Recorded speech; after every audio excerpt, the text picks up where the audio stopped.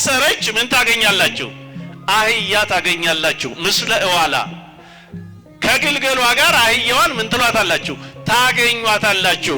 ፍትሕዎሙ ወአምጽእዎሙ ዝየ ሂዱና ፈታችሁ ወደ እኔ ምን በሉልኛል? አምጡልኝ። አስቡት፣ ዓለምን ፍጥረታትን ሁሉ በመዳፉ የያዘው ጌታ ምን ፈለገ? ሁለት አህዮችን ፈለገ። ብዙ ነገር በእጁ ያለ አምላክ ሁሉ እውዝ ውስጥ አይደው ሁሉ በእጁ መካከል በመዳፉ ያለ ዋጋ የለም ይሉናል። ብዙ ጊዜ ሰው ከሃይማኖቱ የሚወጣው በሁለት ነገር ነው። አንደኛው በምን? በቀቢጸ ተስፋ ነው። እጁን ዘርግቶ ዓለምን የሚመግበው ጌታ ከሁሉ ይልቅ ለምስጋና የፈለገው በፍጥረት ሁሉ ላይ የተናቀችዋን ምንድን ነው? አህያ ነው። እሱ ብቻ አይደለም። ጌታ ገና ሲወለድ ዋስተማወቅ ወስትንፋሰ ላይ ሟድቅ ከብቶች፣ እንስሳት፣ አህዮች ምን አሉት? በትንፋሻቸው ምን አሉት? እንደሚሰቀል በሳምንቱ ምን ይላል? ያውቀዋል? አያውቀው? ያውቀዋል። ድንገት የደረሰበት አይደለም። ነገር ግን እያወቀው እንደሚሰቅሉት እያወቀው ምስጋናቸውን በብሩህ ገጽ ምን አለ? ተቀበለ። ለምን?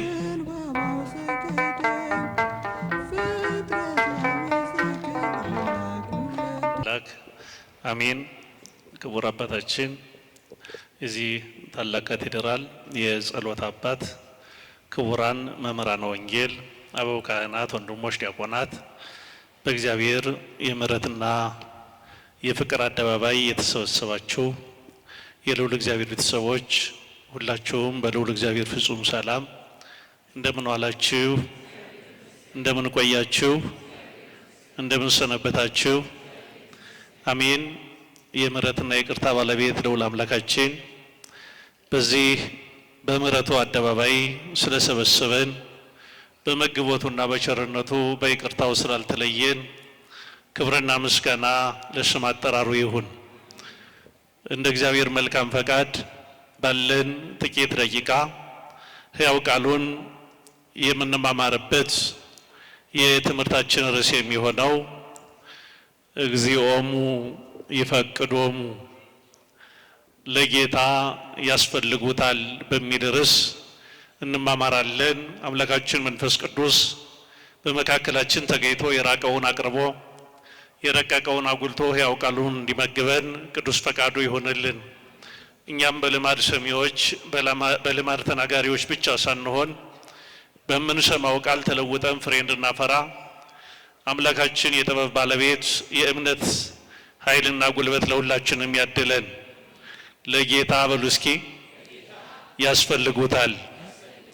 እንግዲህ በዚህ ርዕስ ላይ ነው የምንማማረው። ቃሉን የምናገኘው በማቴዎስ ወንጌል ምዕራፍ 21 ቁጥር 3 ላይ የምናገኘው ኃይለ ቃል ነው። በመጀመሪያ ለዚህ የከበረ ጊዜ እንኳን በሰላምና በጤና አደረሰን አደረሳችሁ። ለዚህ ያደረሰን አምላካችን ክብርና ምስጋና ለስሙ ይሁን።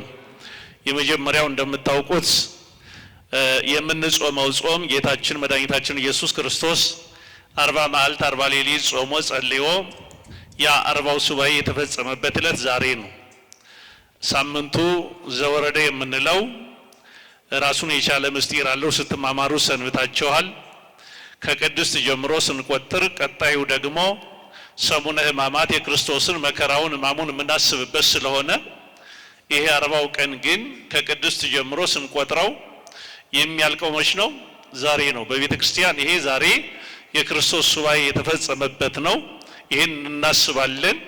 ቀጣይ ደግሞ ከሰኞ ወይም ደግሞ ከሆሳዕና ጀምሮ ደግሞ የምናስበው ሕማሙን መከራውን ስለኛ የከፈለውን ዋጋ ነው። ስለዚህ ለዚህ ያደረሰን አምላካችን ክብርና ምስጋና ለስሙ ይሁን። ሁለተኛ በዓለ ሆሳዕና ነው።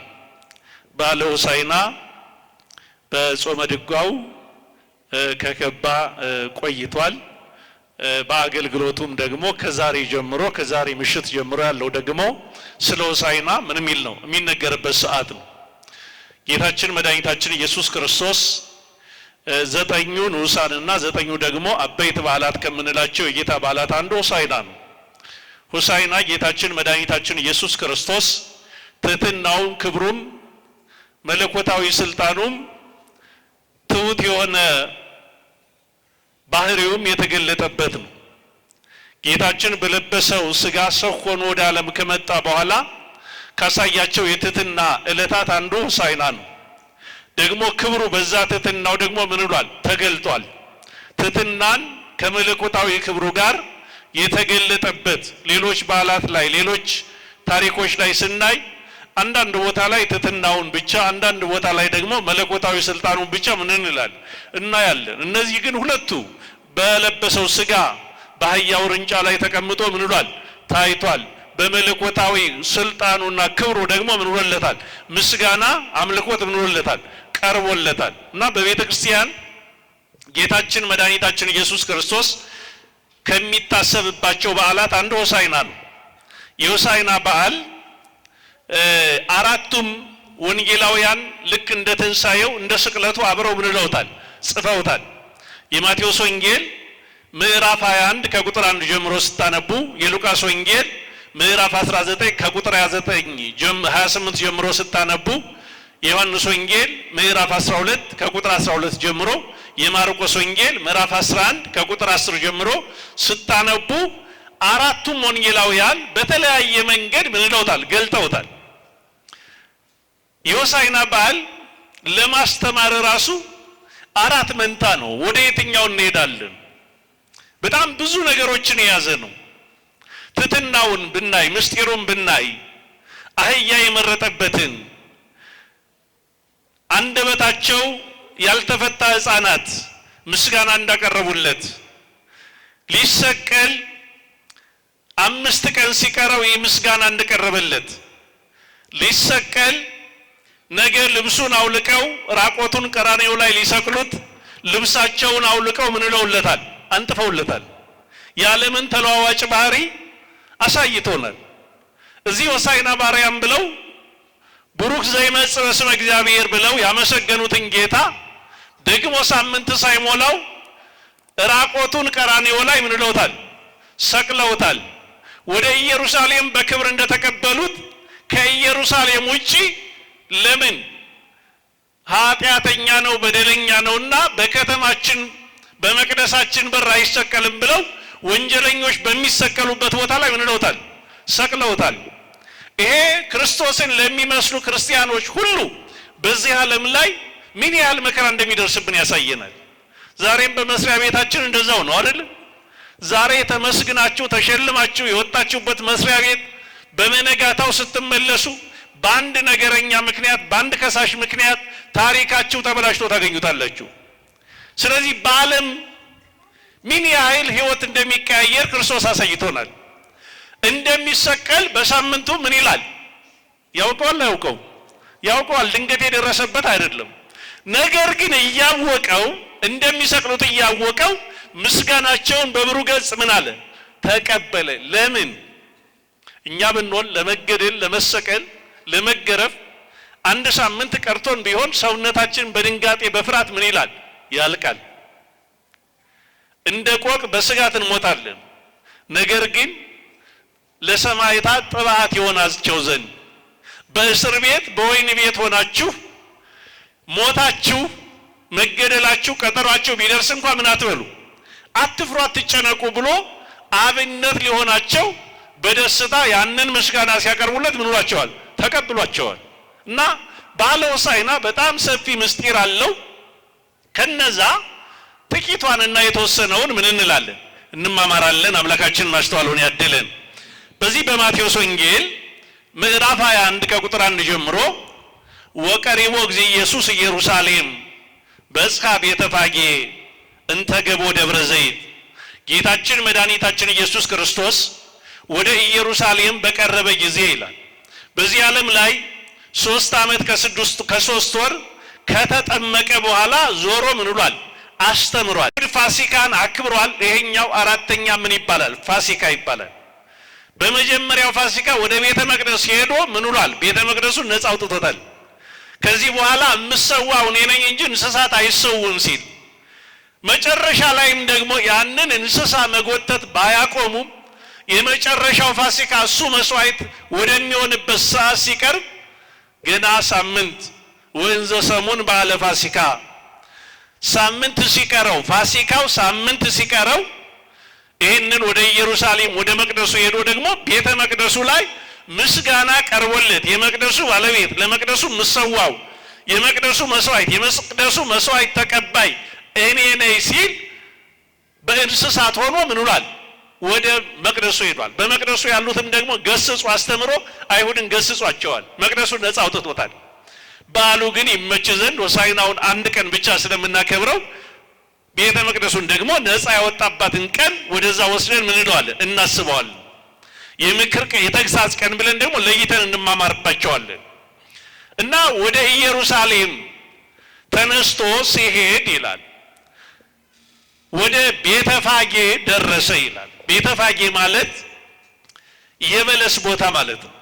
ያው ደብረ ዘይት ማለት ወይራ ያለበት ቦታ እንደሆነ ሁሉ ቤተፋጌ ማለት ደግሞ የበለስ ቦታ ማለት ነው።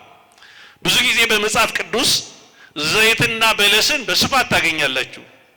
በአይሁድ ስርዓት፣ በአይሁድ ሕይወት፣ በአይሁድ ዘመን የነበራቸው ትልቅ ቦታ የነበራቸው ሀብትም ንብረትም የነበራቸው በለስ፣ ዘይትና ወይን ነው።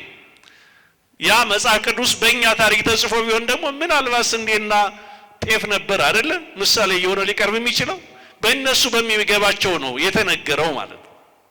እና ጌታ ወደ ቤተፋጌ ሲደርስ ይላል እንተገቦ ደብረ ዘይት፣ ያቺ ቤተፋጌ የምትባለዋ ደግሞ በደብረ ዘይት ተራራ አጠገብ ናት። ደብረ ዘይት ጌታ የማይለይባቸው ቦታዎች አንዱ ነው። መዓልተ ይሜህር በምኩራብ ወሌሊተ ይገይሶ ይበይት ውስተ ደብረ ዘይት። ቀን ቀን በምኩራብ ያስተምር ነበር፣ በቤተ መቅደስ ያስተምር ነበር። ሌሊት ደግሞ በደብረ ዘይት ተራራ ወጥቶ እንተ ስማ ኤሊዮን በምትባል ቦታ ላይ ምን ይል ነበር? ያድር ነበር፣ በደብረ ዘይት ማለት ነው። እና ይቺ ደብረ ዘይት ጌታ የማይለይባት ቦታ ናት። በዛች 4 መንታ መንገድ ያላት ቤተፋጌ የምትባል ቦታ ነበረች። እዛ በደረሰ ጊዜ ይላል ወንዝ ፈነወ ክልኤተ ማርዳይሁ፣ ከደቀ መዛሙርቱ 2ቱን ላከ ይላል። ስንቱን? 2ቱን ላከና በፊታችሁ ወዳለ መንደር ምን በሉ አለ? ሂዱ አለ። በምናችሁ? በፊታችሁ። አስተውሉ።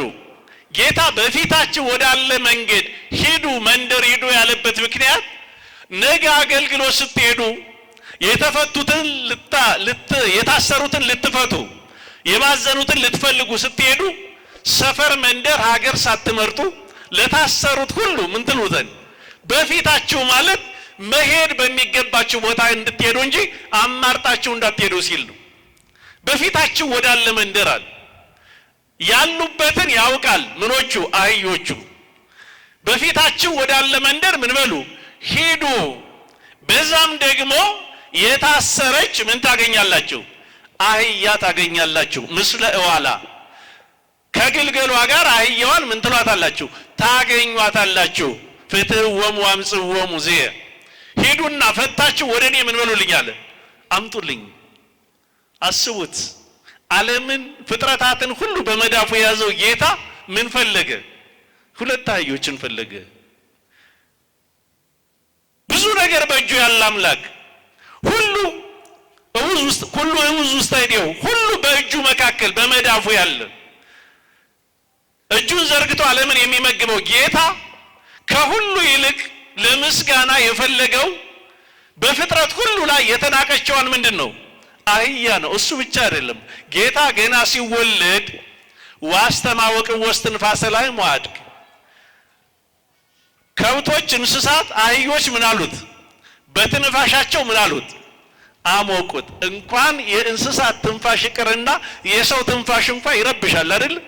ግን ያንን የእንስሳቱን የአህያዋን ትንፋሽ ክርስቶስ ምን አላለው? አልተጸየፈውም። በከብቶች በረት ነው የተወለደው። ያ ትሕትናው ነው።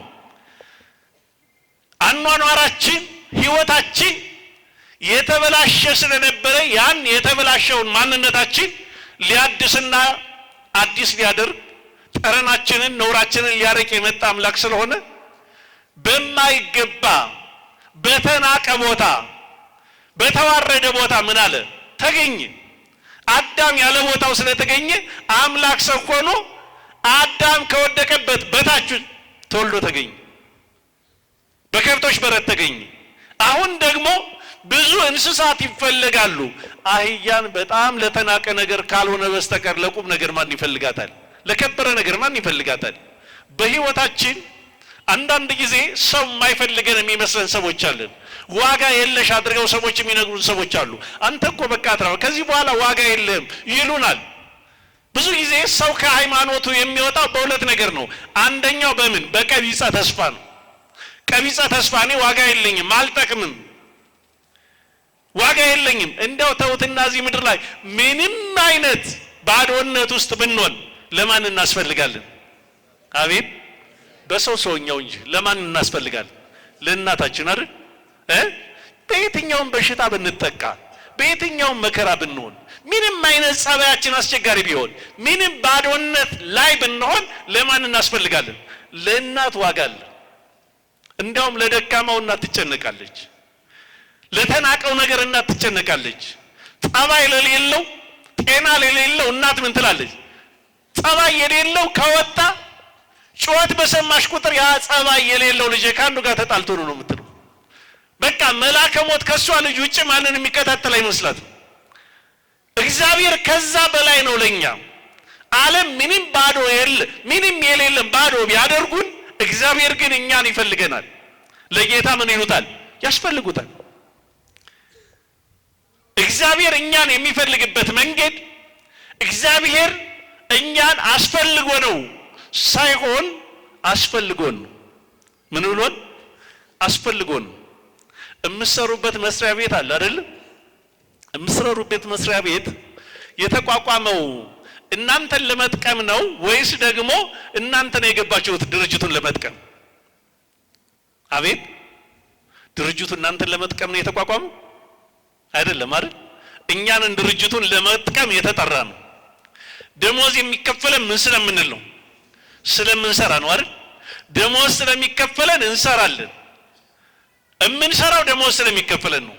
ድርጅቱ ግን የሚያሰራን ደሞዝ ሊከፍለን ሳይሆን ስራውን ምን ስለሚለው ነው? ስለሚፈልገው ነው እንድንሰራለን። እግዚአብሔር ደግሞ ለአገልግሎት የሚጠራን አገልግሎቱ ለእኛ ተቋቁሞ ነው እንጂ እኛ ለአገልግሎቱ አይደለም። እየገባችሁ ነው? ቅዳሴው፣ ውዳሴው፣ ምስጋናው ለእግዚአብሔር እጅግ አስፈላጊ ሆኖት አይደለም። በምስጋናው በአገልግሎቱ ምን እንድንል ነው? ዋጋ እንድናገኝለት አይደል? የገብርኤል ታሪክ ስትማሩት አይደል? ገንዘቡን ምን አላቸው? ሰጣቸውና ሄዱ አይደል? ከዛስ አትረፈው መጡ። ገንዘቡን ለማን ሰጣቸው? ከነትርፉ ለማን ሰጠ? መልሶ ሰጣቸው አይደል? ለካ ገንዘቡን የሰጣቸው ሊጠቀም ሳይሆን ምን ሊላቸው ፈልጎ ነው? ስራ እንዳይፈቱ ነው፣ ደሞዝ እንዲያገኙ ነው። በህይወታችን እግዚአብሔር የሚፈልገን አስፈላጊ ሆነን ሳይሆን አስፈላጊያችን ስለሆነ ነው። ለኛ ጠቃሚያችን ስለሆነ ነው። ያለ እሱ ባዶዎች ስለምንሆን ነው። እግዚአብሔር በእኛ ክብሩን ሊገልጥ ሲፈልግ ምን ይለናል? ያስፈልገናል። እሱ ደግሞ ፈላጊ ሆኖ ነው የሚመጣው። እዚህ ምድር ላይ ፈላጊ ሆኖ የሚመጣ አስፈላጊ ነገር እግዚአብሔር ብቻ ነው። አስፈላጊ ነው። በዚህ ዓለም ላይ ሰው እንዳይለምነን ሊለምነኝ ነው ደግሞ ልትለምነኝ መጣች ብለው ሰዎች ስልካቸውን ይዘጉብናል፣ አድራሻ ይቀይሩብናል፣ ምክንያት ይደረድሩብናል። እባካችሁ ለምኑ ብሎ የሚጠራ ማን ብቻ ነው? ለምኑ ይሰጣቸዋል፣ አንኳኩ ምን ይላቸዋል? እባካችሁ ለምኑ ብሎ የሚለምን ሰጪ ማን ብቻ ነው? ክብርና ምስጋና ለስሙ ይሁን። ይህ አምላክ የታሰሩ አህዮችን ፈለጋቸው፣ ሁለቱን ጠራቸው ይላል ከደቀ መዛሙርቱ።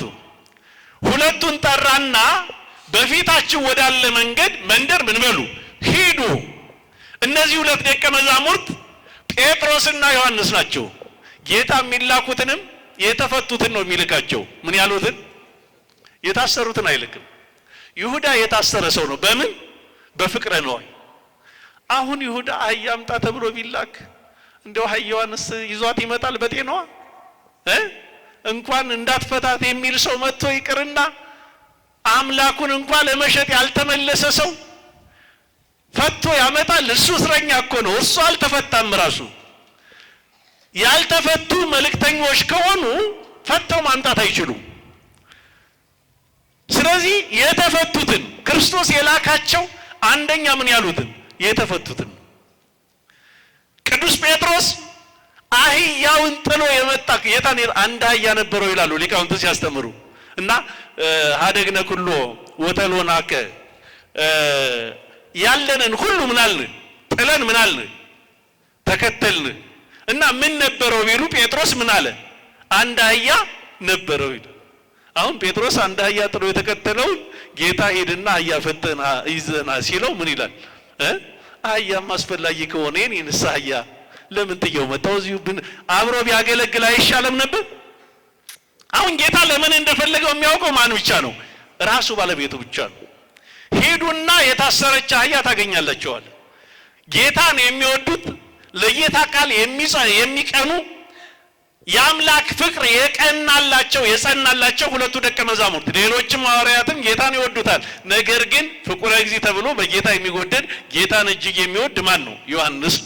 ሁለተኛው ደግሞ ሁሉም ቢክዱ አልለይም እስከ ማለት ነው የደረሰው ለጌታ ፍቅር የሚችለውን ሁሉ ከሐዋርያት ቀድሞ ይሆን የነበረው ማን ነው? ቅዱስ ጴጥሮስ። እና ሁለቱን ጌታን የሚወዱትን እግዚአብሔር የሚያዘው ማንን ነው? የሚወዱትን። አሁን የማትወዱትን ሰው ታዙታላችሁ? ያው ለመቅጣት ነው የምታዙት አይደል? እንደው መስሪያ ቤት ስራ አስኪያጅ የሆነ ነገር ከሆናችሁ ጠንካራ ስራ የምትሰሩት የምትልኩት የትኛውን ነው? አቤት ያ ሰነፉን አይደል? መበቀል የምትፈልጉትን አይደል? እርምጃ መውሰድ የምትፈልጉትን አይደል? በማይመች ሁኔታ። እግዚአብሔር ደግሞ ከባዱን ስራ የሚሰርጣቸው ለማን እንደሆነ ታውቃላችሁ? ለምርጦቹ ነው። አስቸጋሪውን ስራ ለምን? ታማኞች ስለሆኑ፣ ደሞዛቸውን እጥፍ ስለሚያደርግላቸው፣ በመታዘዛቸው የሚያገኙትን ክብር ምን ስለሚያውቅ። ለሰነፉም አንድ መክሊት አይደል የሰጠው? ምን ያችንን በአግባቡ አይጠቀማትማ። እግዚአብሔር እኛን የተሻለ ስራ የሚሰጠን የተሻለ ፍቅር ካለን ነው ለእግዚአብሔር። አንዳንድ ጊዜ መከራ ሲበዛብን ፈተና ሲበዛብን ከማጉረምረማችን ይልቅ ከማዘናችን ይልቅ እግዚአብሔር ምንን እኔን ስለወደደኝ ነው፣ ክብሬን ሊገልጥ ፈልጎ ነው፣ ጸጋ እንዳገኝ ፈልጎ ነው፣ በእምነት ወደሱ እንድጠጋ ፈልጎ ነው። እግዚአብሔር ይህን በሽታ የሰጠኝ ከመቅደሱ እንዳልለይ ከጸበሉ ቦታ እንዳልለይ ነው።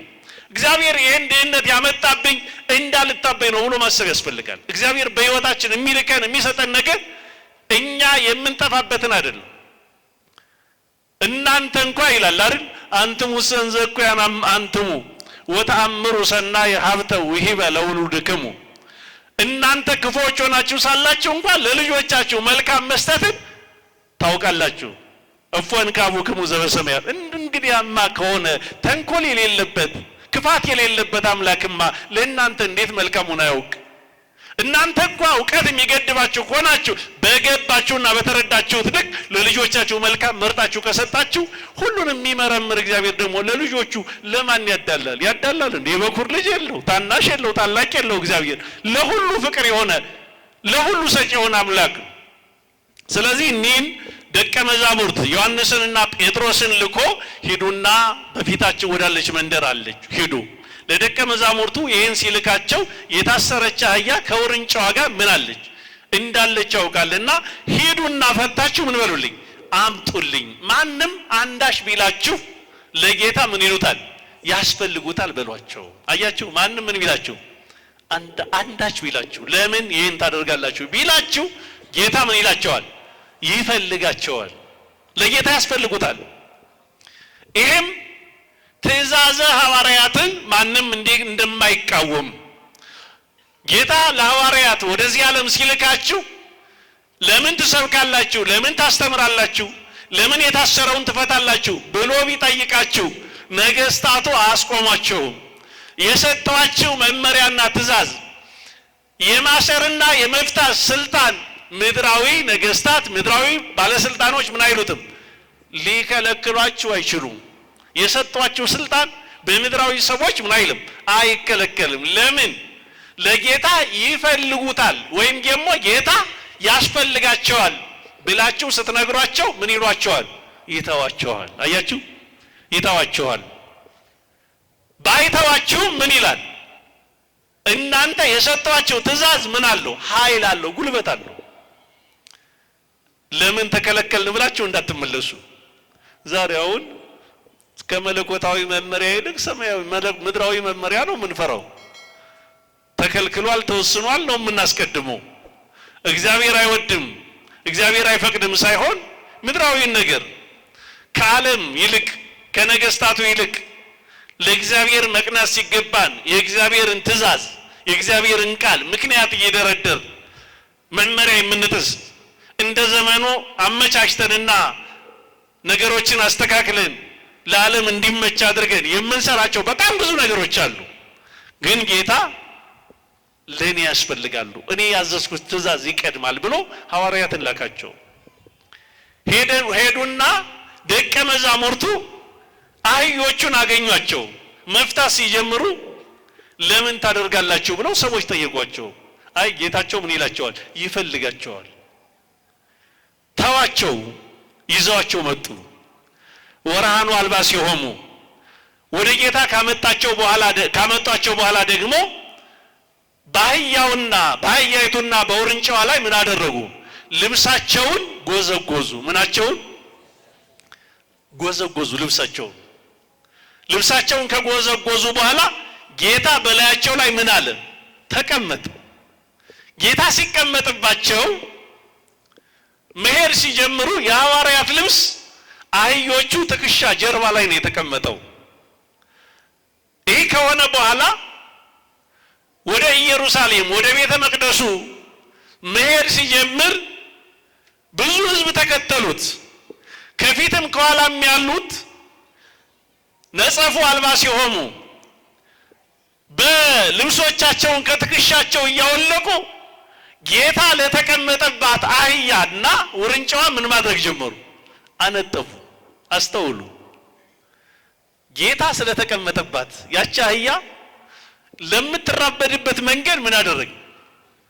የሚገርማችሁ ጌታ ለተቀመጠባት አህያ ልብስ ያነጠፉ ሰዎች ጌታ ከላይዋ ላይ ተቀምጦባት ተሸክማው ለምትሄድ አህያ አሁን ሞኝነት ነው አይደል የሚመስለው? ለአህያ ልብስ ተነጥፎላት የሰው ልብስ ምንጣፍስ እሺ ምን ተለጥፎላት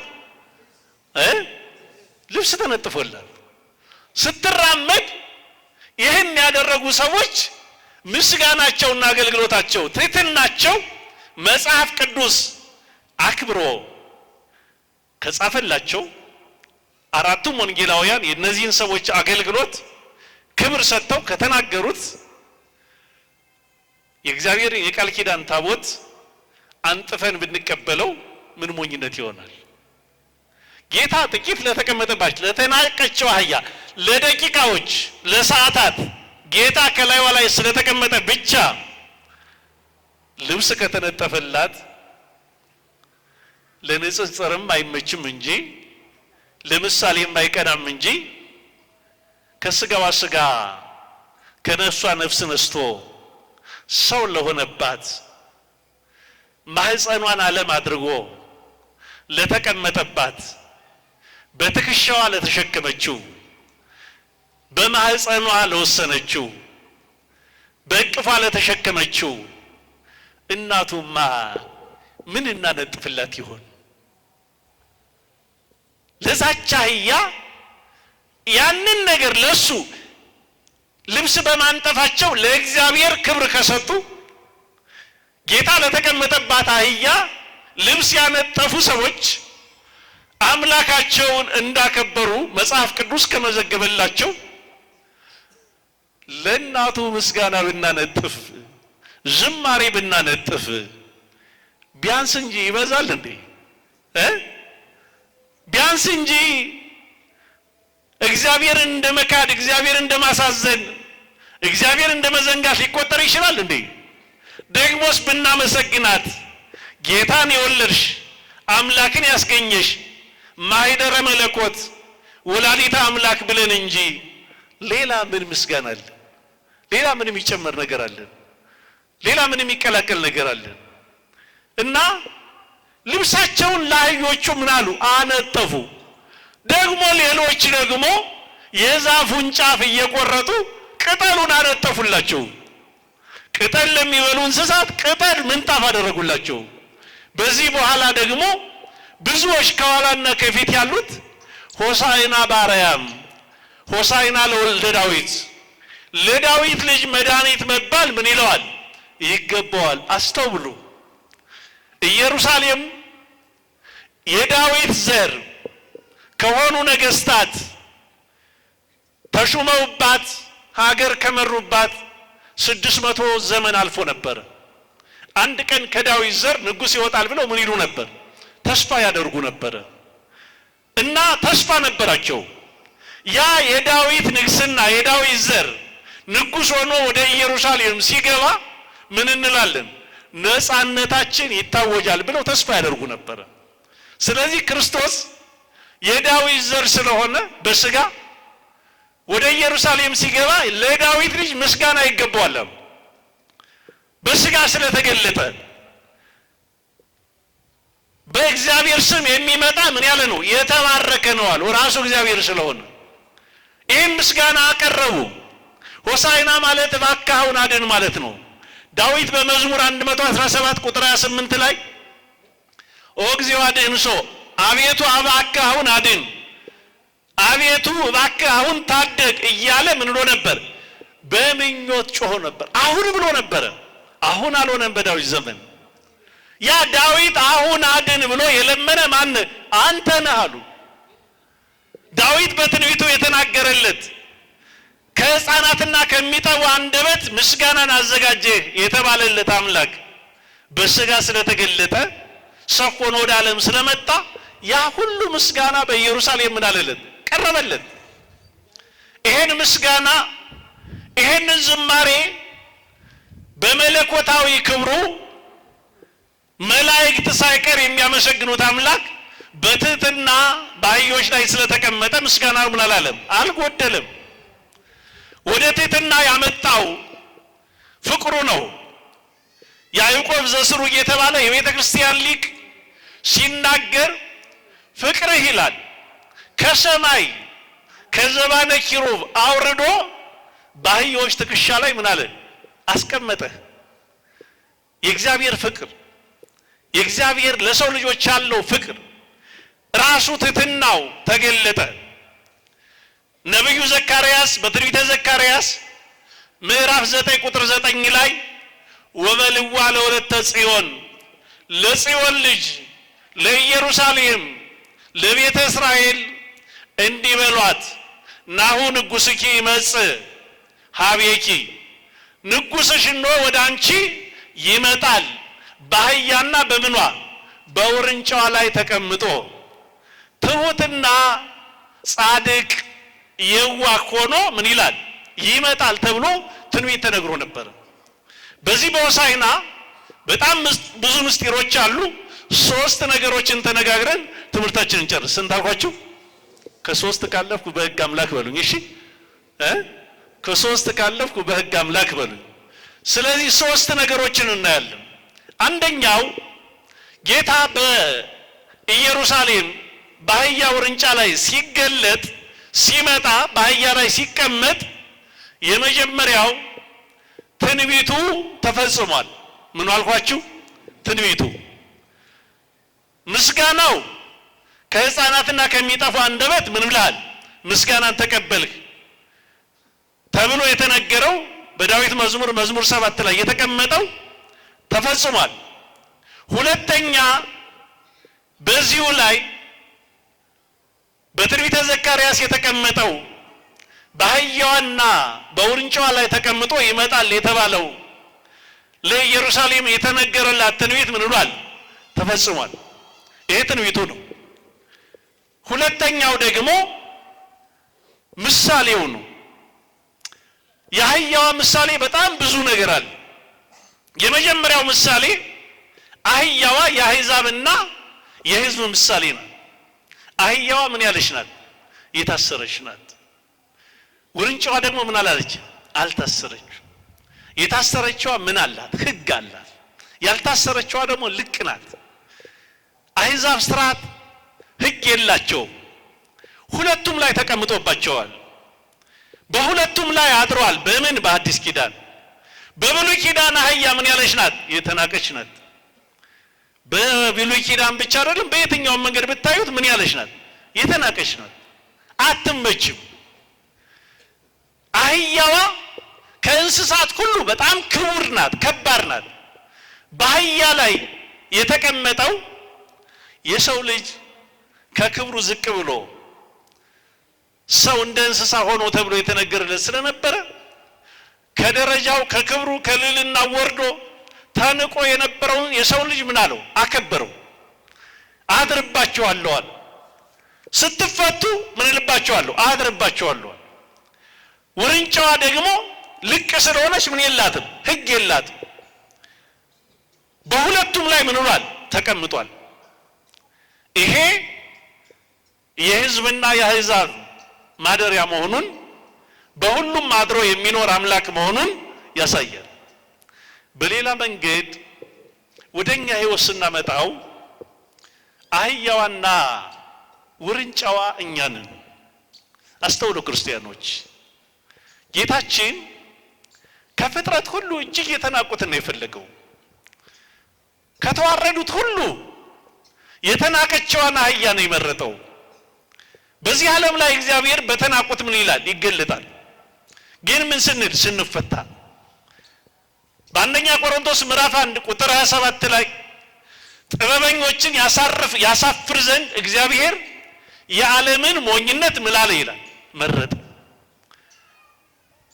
ብርቶችን ከፍ ያሉትን ያዋርድ ዘንድ እግዚአብሔር የዓለምን ደካማ ነገር ምን አለ ይላል? መረጠ። በደካሞች ላይ የሚያድር በተዋረዱት ላይ የሚያድር እግዚአብሔር ነው። ቅዱስ ያሬድም ሲናገር ምን ይላል? ዘተአረፍ ባርያም ወትሴባ በትሑታን። ባርያም የምትኖር በደካሞች ደግሞ ምን የምትል በተናቁት ምን የምትል የምትመሰገናል። በተናቁት ምን የምትል ምን ብንናቅ እግዚአብሔር ማደሪያ እንድንሆነው ይፈልጋል። ማደሪያ አጥቶ ሳይሆን ሊያድርብን ሊያከብረን ይፈልጋል። የተናቀው ማንነታችን የሚከብረው እግዚአብሔር ምን ሲልብን ነው? ሲያድርብን ነው። ግን ምን ስንሆን?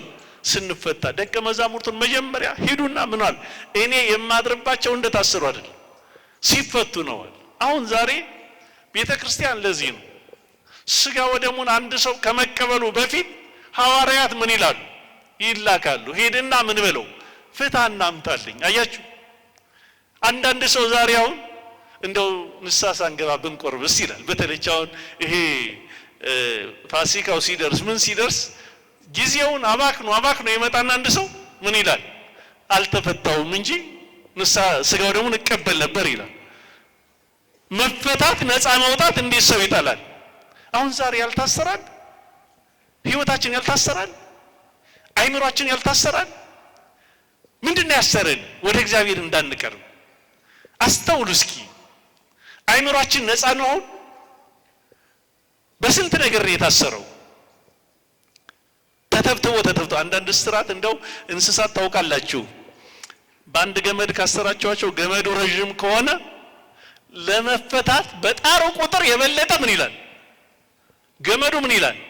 ይተበተባል። እና በአንድ ነገር ብቻ አይደለም፣ በጥላቻው ታስረን፣ በክፋቱ ታስረን፣ በዝሙቱ ታስረን፣ በተንኮሉ ታስረን፣ አይምሮአችን ታስሮ፣ አስተሳሰባችን ታስሮ፣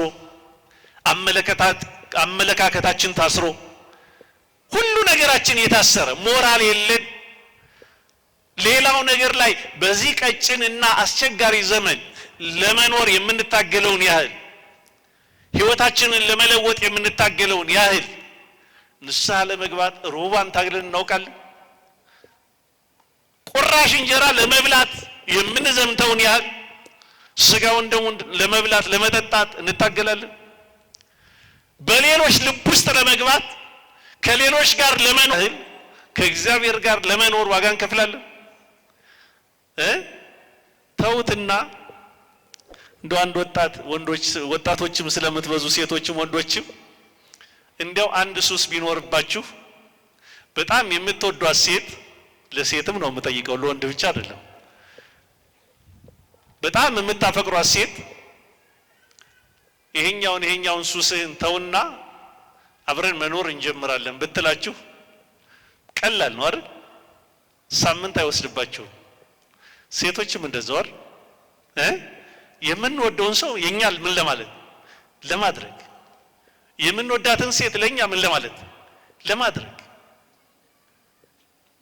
ግን የሚወደን እግዚአብሔር ያቺ ሴት እኮ ያንንም ከተውንላት በኋላ ያ ወንድ እኮ ያንን ሁሉ ከተውንለትና ከተስማማን በኋላ እኮ ነገ ደግሞ ምን ሊለን ይችላል?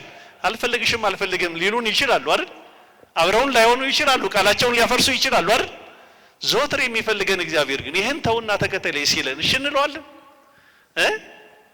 ለምድራዊ ነገር ላላፊው ለጠፊው እርግጠኛ ላልሆንበት ነገር የምንከፍለውን ዋጋ ያህል አያችሁ፣ የምንወደውን ሰው ለኛ ለማድረግ የምንወደውን ነገር ለኛ ለማድረግ በዓለም ላይ የወጡ ሕጎች ይሄንን ትርፍ ያስገኛሉ ቢባሉ ስንት ነገር እንተዋለን። ያንን የምናደርገውን ያህል ወደ እግዚአብሔር ለመቅረብ ዋጋ እንከፍላለን። ማስተዋል ያለብን ያንን ነው። ስለዚህ ስንፈታ ነው እግዚአብሔር በእኛ የሚያድረው። እግዚአብሔር በእኛ እንዲያድርብን ደግሞ ከተፈታን በኋላ ሐዋርያት ከፈቱን በኋላ ምን ይላሉ? ልብሳቸውን ምን ይላሉ? ይጎዘጉዙብናል። ከሰዓት አንፃር የሐዋርያት ልብስ የተባለው ሁለቱም ብቻ ልንገራችሁ። የሐዋርያት ልብስ ትህትናና ፍቅር ነው። እግዚአብሔር የሚያድርበት ልብ ምን ይሆናል? ትሁት ይሆናል። አህያዋ የተመረጠችው ለዛ ነው። እግዚአብሔር እንዲያድርብን ከተፈታን ጥላቻው ገመድ ነው። ያ ሲፈታ አንድ ሰው ምን ይሆናል? የፍቅር ሰው ይሆናል። ትዕቢት አንዱ ገመድ ነው። ያ ሲፈታ ያ ሰው ምን ይሆናል? ለሐዋርያት የተሰጣቸው በዚህ ዓለም ያውቃቸዋል። እርስ በርሳቸው ብትዋደዱ ዓለም ያውቃቸዋል። የሐዋርያት አሁን አንዳንድ ሰውን የምንለየው በምንድን ነው? በልብሱ ነው አይደል? በልብሱ የምንለየው ሰው አለ አይደል? ይሄ ልብስ የገሌ ነው እንላለን። የሐዋርያት ልብስ ምንድን ነው? ፍቅር ነው። ዓለም የሚያውቃቸው በዚህ ነው። ትህትናቸው ምንድን ነው? መታወቂያቸው ነው። ጌታ የነገራቸው የሰጣቸው ምንድን ነው? ሀብታቸው ፍቅርና ትህትና ነው። አህዮቹ ላይ ይህንን ልብሳቸውን ምን አሉ? አነጠፉ። እኛ ትከሻ ላይ ዘባነ ልባችን ላይ የኛ ልብ ላይ ምንድነው የተነጠፈው? ተፈተን ከሆነ በዚህ ቼክ እናደርጋለን፣ እናረጋግጣለን። በዚህ ልባችን ላይ ፍቅር ከሆነ የተሞላው ትህትና ከሆነ የተሞላው የእግዚአብሔር ማደሪያ የምንሆነው እንደዛ ሲሆን ነው። በአንደኛ ጴጥሮስ ምዕራፍ 5 ቁጥር 6 ላይ በጊዜው ከፍ እንዲያደርጋችሁ ከኃያሉ ከእግዚአብሔር በታች ራሳችሁን ምን በሉ? አዋርዱ። ትሑት ስንሆን እግዚአብሔር ያድርብናል። የሚያድረው በትሑታን ላይ ነው። ልባቸውን ዝቅ ላደረጉ ሰዎች ቅሩብ እግዚአብሔር ለየዋነ ልብ አይደል የሚለው? ልባቸው ለተሰበረ ልባቸው ትሑት ለሆነ እግዚአብሔር ምንድን ነው? ቅርብ ነው፣ ማደሪያቸው ነው። ያድርባቸዋል፣ ያድሩበታል። ማደሪያችን ማን ነው? ሀገር እንዳይመስላቸው እግዚአብሔር ነው። መኖሪያችን እሱ ነው።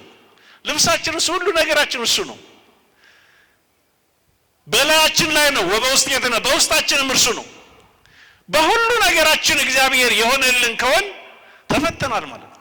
ይህን ካደረግን በኋላ እግዚአብሔር በእኛ ሲያድር እሱን ስንሸከም ክብራችን ምን እንደሚሆን ደግሞ ተመልከቱ። አህዮቹ ጌታ ከተቀመጠባቸው በኋላ ምን ሆኑ? ያቺ አላፊ አግዳሚው የሚደበድባት አህያ ምን ተነጠፈላት? አቤት ምን ተነጠፈላት? ልብስ አይደል? ማን ስለተሸከመች? እንዲህ የተዋረደ ነው ለምን ይመስላችኋል? እንዲህ ክብር ያጣ ነው ለምን ይመስላችኋል? እንዲህ ጤና ያጣ ነው ለምን ይመስላችኋል? ማይረግ ክብር ልዕልና ያጣ ነው፣ የተዋረድ ነው። እንደ ቤተ ክርስቲያን እንደ ማህበር በዚህ ዘመን ክርስቲያኖች ክብር ያጣ ነው ለምን ይመስላችኋል? እርስ በርሳችን የማንተሳሰበው፣ ካህናት የማይከበሩት፣ ለአባቶች የማይከበሩት፣ ምዕመናን የማይከባበሩት፣ ቡድን ጥላቻ በዝቶ አንዱ አንዱን የሚነቁረው። እኛ እኮ እርስ በርሳችን የምንጣላውን ያህል መጣላት ከሌላውም ጋር መልካም ባይሆንም እርስ በርሳችን ክርስቲያኖች የምንጣላውን ያህል ሌላ ሰው ይጣላል? ከሌሎች ጋር እንጣላለን? እርስ በርሳችን ያለው ክብር ያጣ ነው፣ ሞገስ ያጣ ነው ለምን ይመስላችኋል? አልተፈታንም። የትህትናው የሐዋርያት ትህትና የሐዋርያት ፍቅር እኛ ውስጥ የለም፣ ጠፋ። ይህ ስለሆነ ክብር አጣን። ስለምን ተዋረድን? ታስታውሳላችሁ ጌዲዮን የእግዚአብሔርን መልአክ የጠየቀው እግዚአብሔር ከኛ ጋር ከሆነ ይህ ሁሉ መከራ ለምን ደረሰብናል አይደል? እውነቱን እኮ ነው። እስኪ ጠይቁት፣ እግዚአብሔር ከኛ ጋር ነው ወይ? ጠይቁት ራሳችሁን፣ እንጠይቀው። ተፈተናል ወይ? ከጥላቻ ወጥተናል? እንደ ሀገር አይደለም ራሳችንን ነው ማስተካከል ያለብን። እሱንማ መንግስት ካልሆነ ማስተካከል አይችልም። ሁሉም ሰው ንስሐ እንዲገባ ብለን አዋጅ አናወጣም። ሁሉም ሰው እንዲታረቅ ብለን ህግ ማውጣት አንችልም። እግዚአብሔር የሚጠይቀን ግን መጀመሪያ አንተ ምን በል ነው? ታረቅ፣ ይቅር ባይ ሁን፣ ተፈታን። ስለዚህ ተፈተን ይኸው አምላካችን ማደሪያዎች እንድንሆን አምላካችን ማስተዋሉን ያድለን። ለጌታ ያስፈልጉታል። ሁላችንም ለማን እናስፈልጋለን? ምን እንላለን? የሚያስፈልገን እሱ ይፈልገናል። ሁላችንም ተፈተን በንስሐ ወደ እሱ እንድንቀርብ አምላካችን ማስተዋሉን ያድለን። ያስተማረን የመከረን አምላክ ክብርና ምስጋና ለስም አጠራሩ ይሁን። ወስብሐት ለእግዚአብሔር።